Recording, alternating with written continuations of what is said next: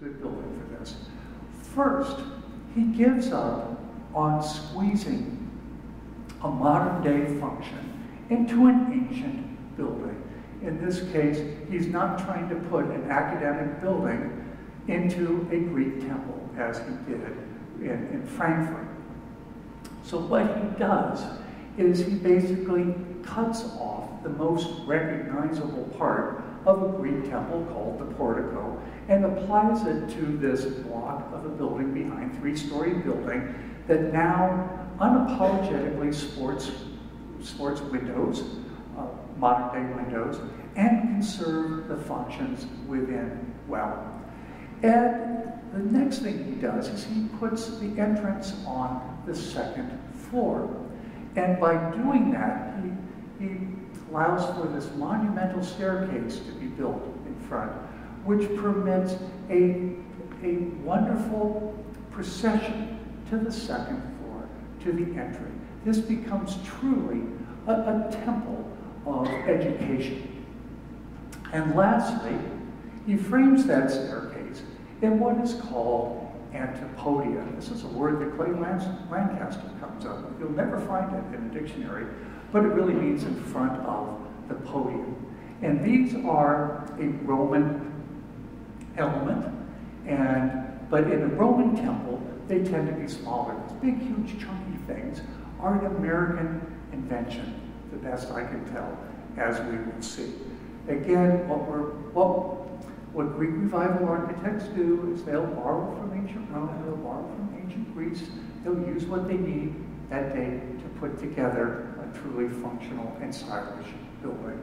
So what we have here in Morrison is an all-new, marvelous synthesis of ancient form and modern function. And I've said he's in the mix, talking to others, aware of what's going on around the country. You see it here in Strickland's United States Naval Asylum in Philadelphia that's been built just before Morrison. This is the same building that has that chapel that could very well have been the inspiration for the rotunda in Frankfurt. Both buildings share that same vocabulary. And with the portico up front, it has been said that he turned to Stewart and Rivette, one of our other pattern books, to the Temple of Theseus with arguably very pleasing results. Now, after Morrison, as Winfrey discussed, Gideon does three major projects. He does two in Frankfurt, the Orlando Brown House, his only surviving house, and one of only two projects, by the way, the other being the state capitol, that has the interiors substantially as he designed them. The other was the Franklin County Courthouse, which Winfrey showed you. And one in Arkansas, the State House, the Territorial State House. And then in 1835, before the Orlando Brown House is even finished, Gideon skedaddles off to Louisville. And he's coming here to participate in a competition to design a unique combination building. It's going to hold the Jefferson County Courts and the Louisville City Hall. It will be the grandest project he ever designs, and it will be arguably the apex of his work in the Greek Revival. But first, just a smidge of background again. Because Louisville at this time is, to put it nicely, a rather rough and tumble river town. And enter at this time, what Winfrey mentioned, good old James Guthrie, who is a businessman, politician, and powerful chairman of the Finance Committee of the Louisville City Council. And in that role, he's in charge of this building. He has a vision for the city.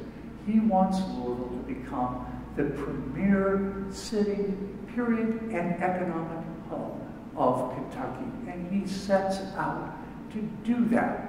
He paves streets, he puts in street lights, he improves sanitation, which was a real problem at that time. And he's the one who pushes through the digging of that all-important Louisville and Portland Canal that goes around the Falls of the Ohio for the first time, and therefore opens up the great commercial waterway, that great freeway between New Orleans and Pittsburgh to commercial traffic. And that leads to the great economic boom of Louisville. He also, as Winfrey pointed out, believed that a first-class city needed a first-class educational institution, and that's when, a little bit later in our story here, he engages Gideon to design the Louisville Medical Institute, which is the precursor to the University of Louisville School of Medicine. Anyway, to top all of this off,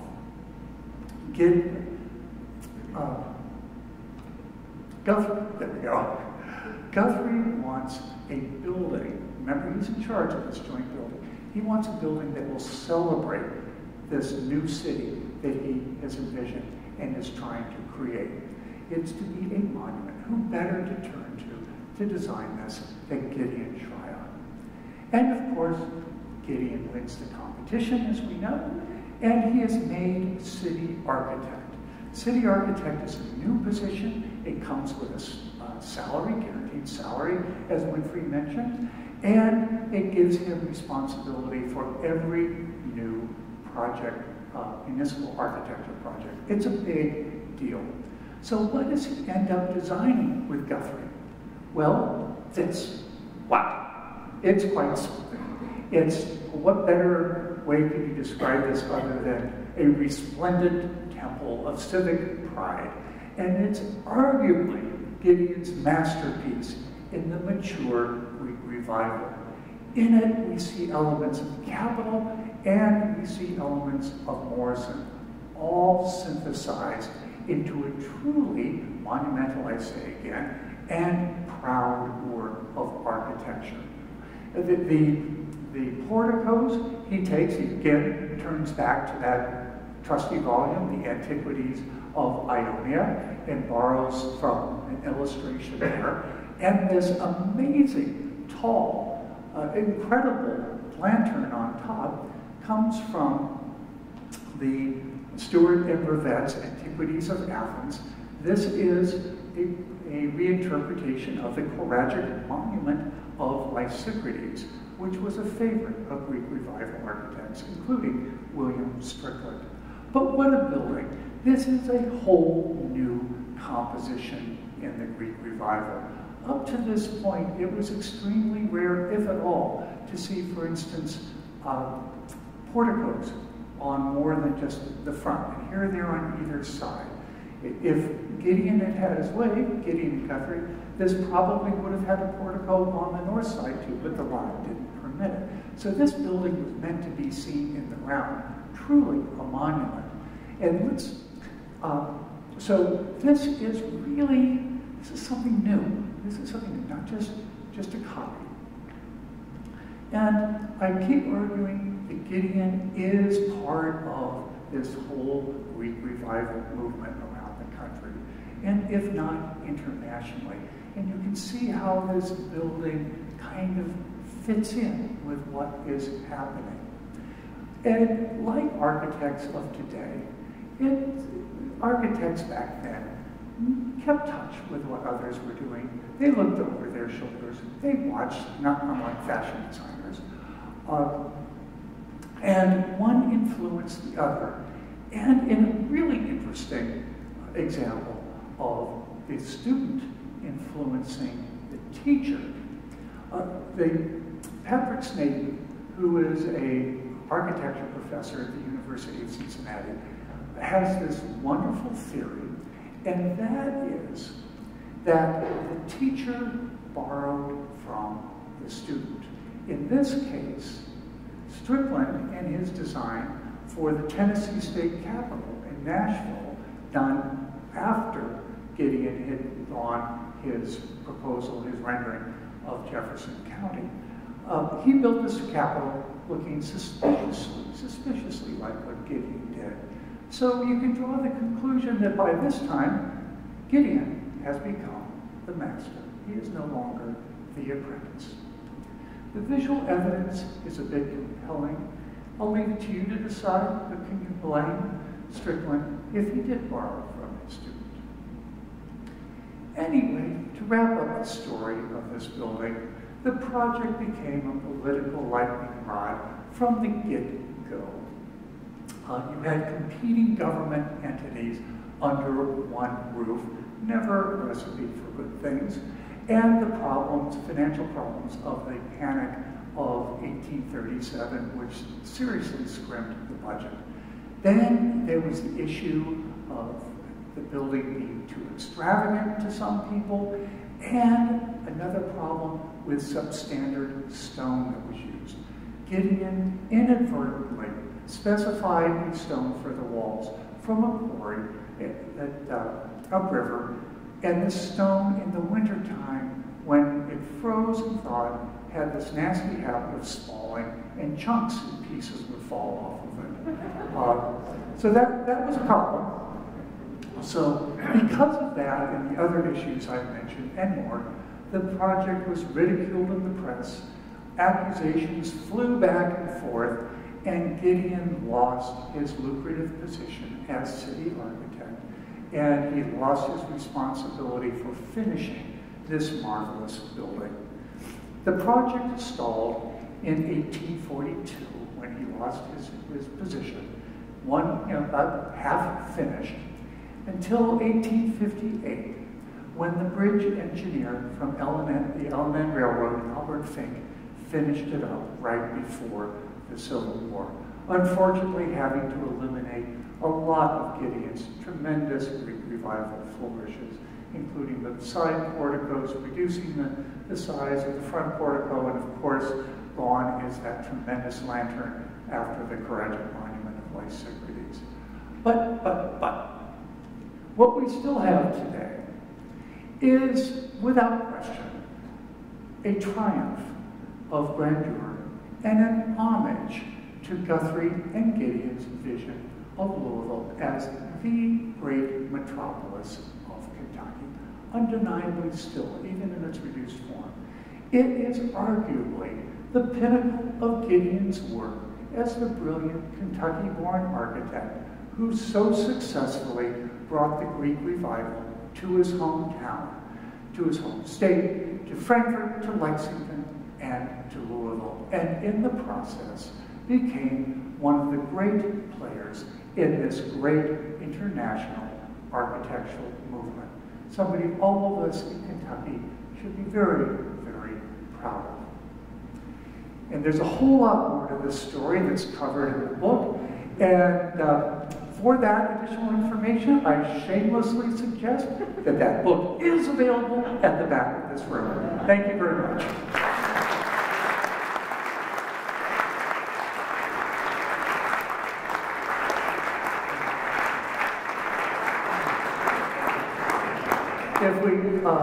Paul is generously offered to pass a microphone around if people have any questions.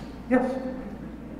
I have a question about the connection between Robert Mills and Shryock when Mills was designing the U.S. Marine Hospital. So he was a federal architect, obviously, and they would have been communicating. Can you tell me anything about that? Where is that? Yeah. Oh, the Marine Hospital here. In Louisville, by Robert Mills. Oh, right. I don't have an answer for you on that. I'm sorry. Do you know, Winfrey? Yeah, one more. Yeah. I'm sorry. Thank you.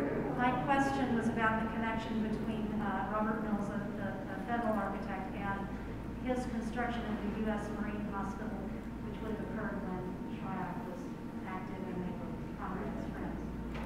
Yeah, and I believe that happens, I think the Marine Hospital is after... 1848. Right, it's after Gideon loses his position as city architect.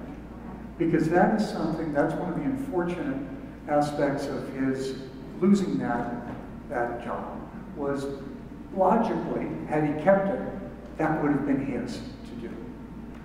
So we have absolutely no surviving records that would indicate how he related to Mills on that.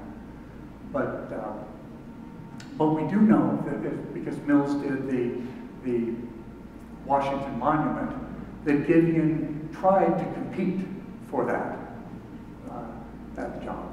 And he sent letters that asked, what were the requirements, what do I need to do, and we don't know where it went from there. Yeah, certainly. I don't exactly have a question. I just wanted to tell you what a brilliant lecture this has been. And I was sitting here wondering if you were going to do, and presumed that you would, the Latrobe Strickland chart connection. I mean, you've done a brilliant chronological story here. I just think this lecture is marvelous. Well, thank you very much. Thank you. Thank you. For Winfrey, too.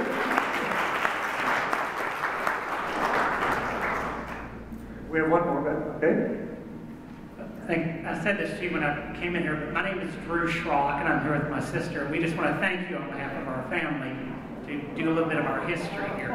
But my question to you is, my understanding is that when he actually designed the Jefferson County Courthouse, that was a way that they were going to put, they were going to make it the state capital. Is that correct? Is it a way to lure it away from Frankfurt? We looked into that every which way we could. And that topic doesn't come up until later on as the courthouse is being built. It comes up in the press. If you go back to the minutes of the city council, if you go back to the minutes of the Jefferson County Court, nothing is ever said about that.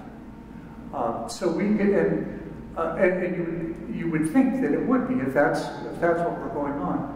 And it's not. We could find, correct me if I'm wrong, Winfrey, but we could find no evidence other than what came out in newspapers a little bit later after things had started that talked about the possibility, this rumor that Guthrie wanted to build this magnificent building to lure the capital from Frankfurt to Louisville. That's never really been substantiated.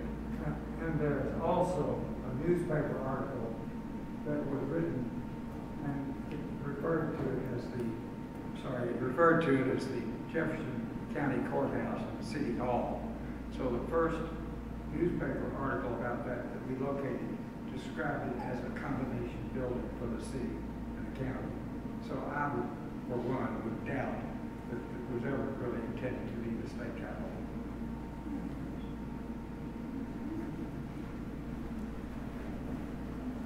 Thank you, Scott. That was a wonderful lecture. Could you very briefly touch on the political aspect of using the Greek revival, the kind of the impetus on why it was so important?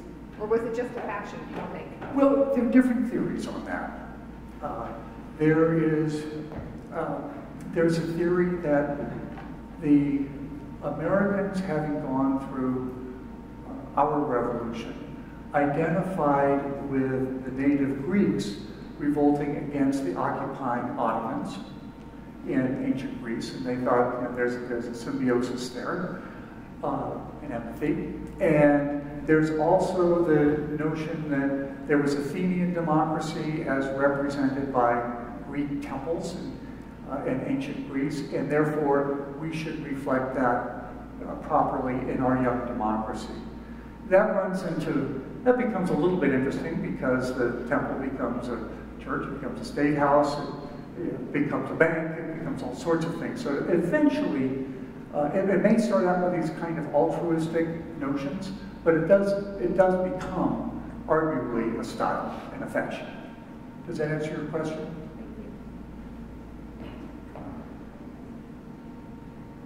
Is that it?